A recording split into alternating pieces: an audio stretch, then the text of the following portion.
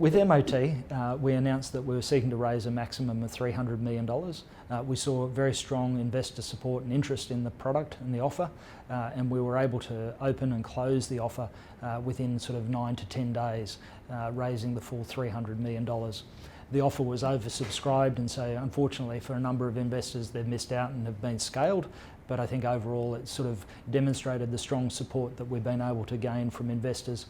MXT provides investors with predominantly an investment grade credit exposure, and so it's seeking to provide investors with a means to allocate capital for the more defensive part of their portfolios, where investors are looking for sort of fixed income like asset classes.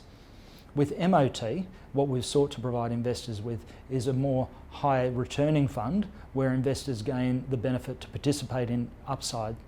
And so with MOT, what we're seeking to exploit is where capital is scarce or rationed, and we're able, as a result of our negotiation skills directly with the companies we lend to, able to provide our investors with the right to participate in upside gains through instruments such as options or warrants or outright equity interests.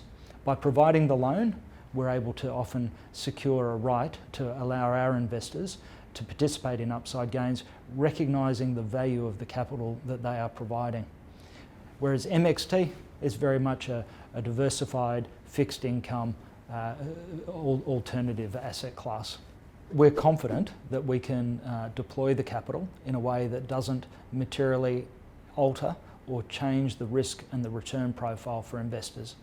Importantly, if we're raising capital, we don't want to be sitting on that capital in cash at the bank, reducing investors' returns. So it's important for us that there's a good use of the proceeds, and we have a strong pipeline across the 4 key markets that we lend to. So loans to public companies, loans for project and infrastructure purposes or for property related purposes, or acquisition finance.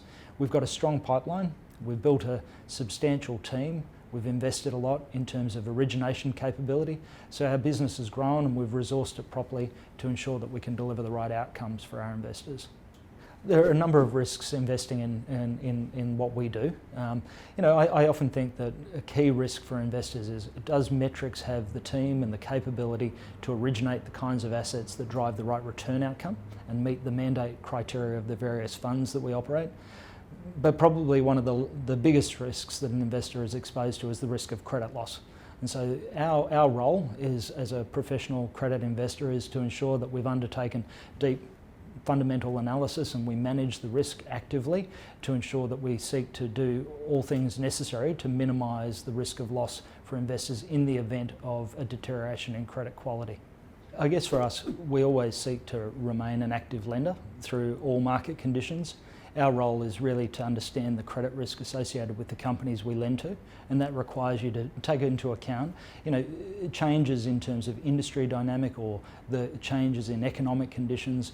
And really what we're looking to do is to support good quality companies that have good prospects in their chosen industry, and to ensure that they have an appropriate capital structure that is sustainable long term. And that sustainable long-term capital structure really should support a range of stresses that the company might be exposed to ensure that, again, those risks are properly borne by equity, and that from a lender's perspective, recognising where we sit in the capital structure, we've got appropriately structured terms, conditions and controls to mitigate risk of any deterioration in credit quality.